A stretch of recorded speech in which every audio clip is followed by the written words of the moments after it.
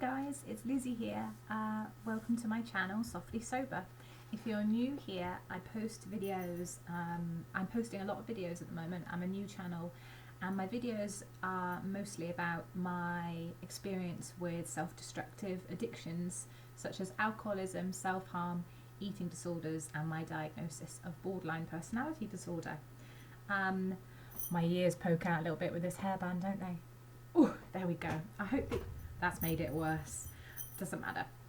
I hope that you guys are really well and you're okay. I know this is a really difficult time for a lot of people at the moment, and for all my fellow people out there who have mental health issues, I think it's especially hard because of all the stress and anxiety and the unknown of what's going on at the moment.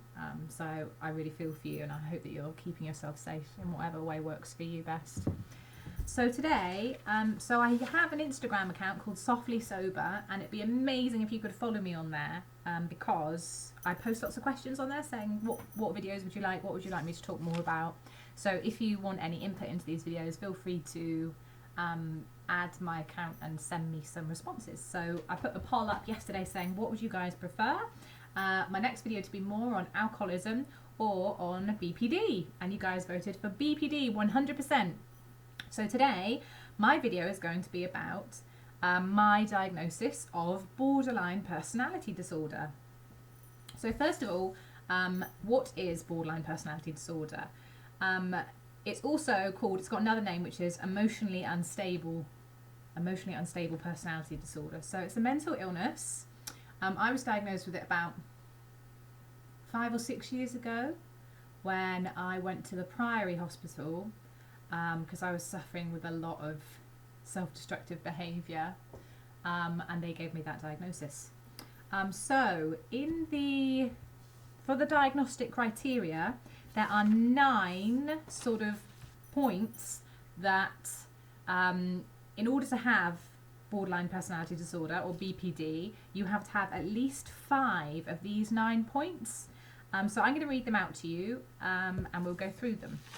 Okay, so the first one is frantic efforts to avoid real or imagined abandonment.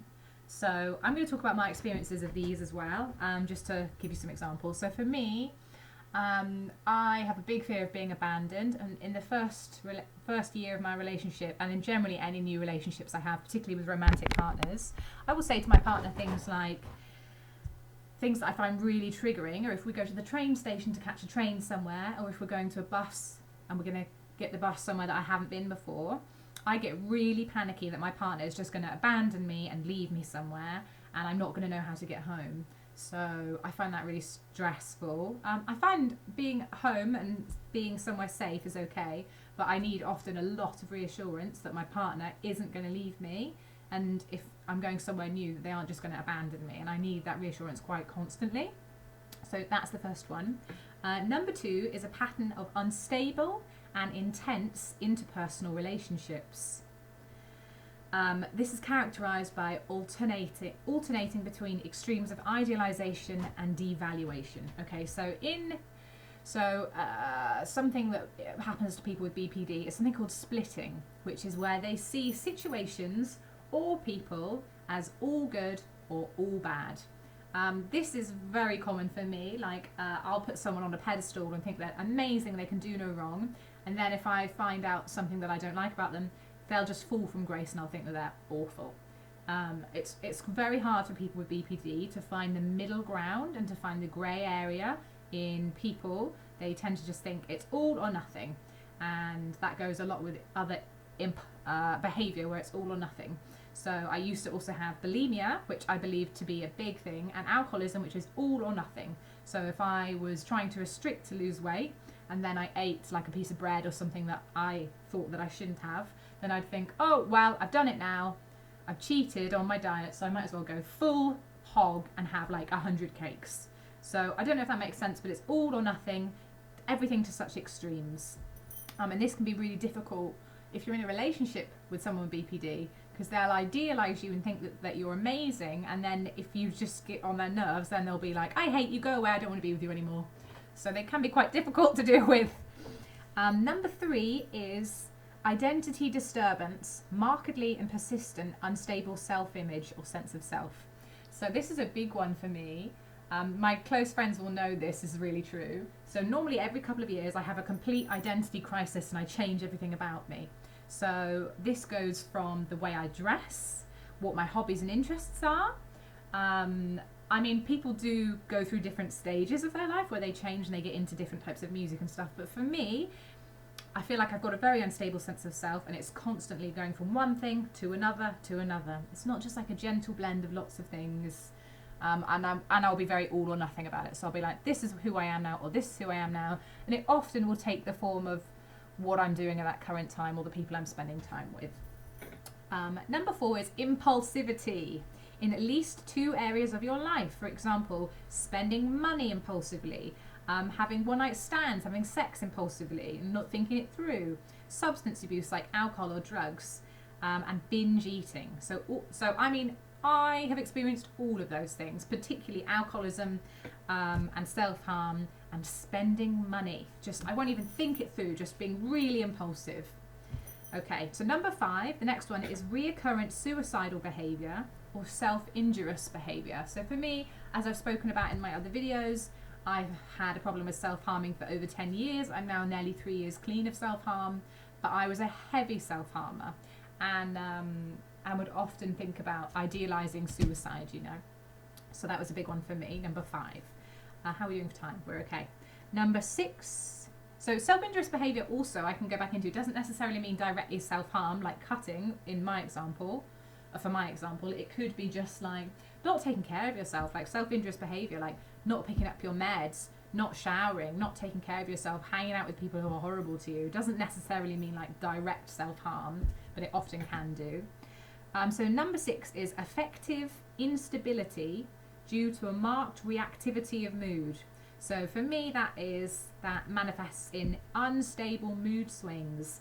I will go up and down. I will feel amazing and invincible and have all the energy and really optimistic and positive. And within an hour, you know, within a couple of hours that same day, I will feel suicidal and really, really low and exhausted and worthless and like I can't do anything. And these ups and downs are also common in bipolar and get confused with bipolar disorder. But with bipolar, I believe that the lengths of time for these highs and lows, for these manias and these depressions, are much longer. So they can be months at a time, even years at a time. Whereas with someone with BPD, they will go up and down in a matter of hours and days, which, as you can imagine, is exhausting and very tiring for the people who are around them because they never know what mood that person is going to be in. And, you know, I find for me, it's really tiring. I spend a lot of time in bed, knackered, just because I go all the way up and then all the way down and then all the way up and all the way down, and there's just no middle ground. So number 7 is chronic feelings of emptiness. So I suffer with this one a lot, and it's horrible. It is really horrible. I never realised when I was younger that I thought depression was just crying and feeling really sad. But actually a lot of symptoms of depression is feeling nothing at all and feeling completely empty, which is horrible. And that is what I suffer with quite a lot of the time. Not all the time, but I would say weekly I get a bout of that. Yeah, so that is a horrible one. Number 8, and also you can see why a lot of these self-destructive behaviours like self-harm and impulsivity and promiscuousness and all the other impulsive stuff, alcoholism, would come hand in hand with feeling empty. You know, you're feeling empty, you're feeling like nothing, you want to feel something, you go and spend all your money, you go and sleep with someone, you drink as much as you can possibly drink. They sort of go hand in hand, the two behaviours. So number 8 is intense, inappropriate anger or difficulty controlling anger. I don't have this one that much. I did when I was younger. I was really, really angry at school. However, I'm going to talk, and maybe I'll do this in another video because I don't have quite enough time. There's another type of borderline personality disorder, which is called, what is it called? The quiet borderline. So this is like a subcategory of BPD, which is where a classic borderline person might exhibit all of these behaviours quite extrovertly, like extrovertly be quite angry, extrovertly be quite impulsive. The quiet borderline will also have all these behaviors, but they might not be as obvious, and they'll be internal. So instead of self-harming, like getting in fights and being angry outwardly, the quiet borderline will self-harm inwards and will do things inwards, and generally it's like less obvious, less noticeable. So this inappropriate anger for me, rather than smashing other stuff up, which I did occasionally, it'd be more smashing myself up and be brought upon myself. And number 9 is transient stress-related paranoid symptoms or severe dissociation. So dissociation is where if something is too much for you and too overwhelming, it's like you leave your body because you can't cope and you're like floating outside of yourself.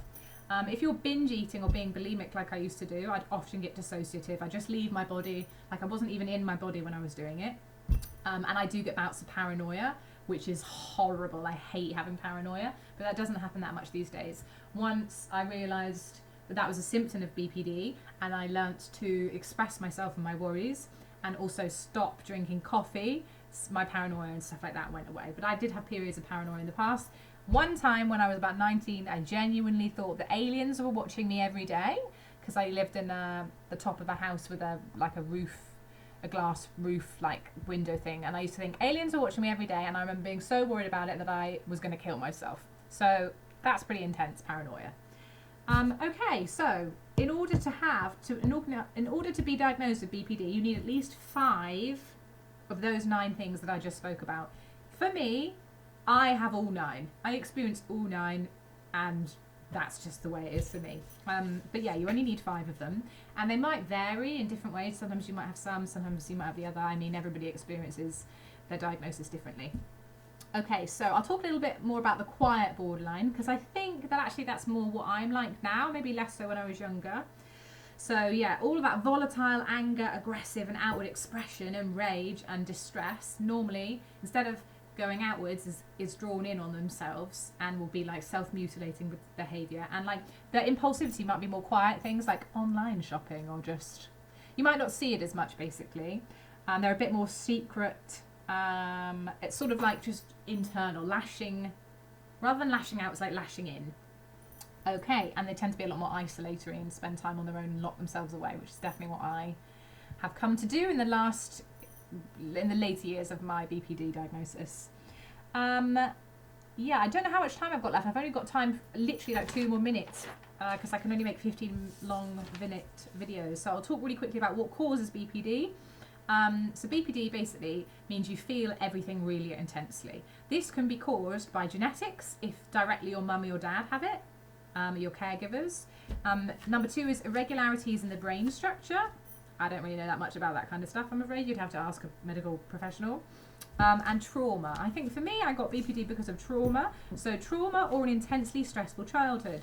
That can be from growing up in an abusive home, experiencing trauma or neglect, any sort of neglect, emotional, physical, psychological, sexual, any sort of abuse, all of those sorts of things. Having a stressful home life, moving house a lot, and just generally any consistent stress or uncertainty. So if your parents go away a lot and you don't know when they're going to come back, or I don't know, like it could be anything, moving house a lot, moving countries.